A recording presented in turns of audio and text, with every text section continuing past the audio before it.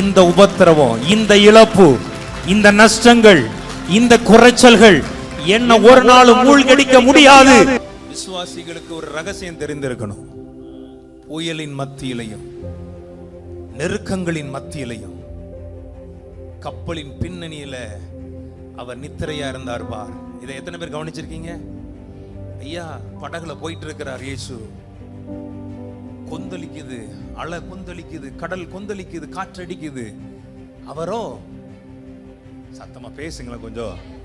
எப்படிங்க இருக்க முடியும்? யோசித்து பார்த்துருக்கீங்களா? நீங்க என்ன நினைப்பீங்க? அவர் இயேசு அதனால் நித்திரையா இருந்தார். அவர் மனுஷனா தான் அந்த பூமிக்கு வந்தார். ஆனா அவருக்குள்ள இருக்கிற ரிலாக்ஸேஷனை யார் எடுக்கவே? அவர் ரிலாக்ஸா தூங்கிட்டு இருக்கிறார். அவருக்கு தெரியும், இந்த காற்றும் இந்த கடலும் என்ன சேதப்படுத்தவே.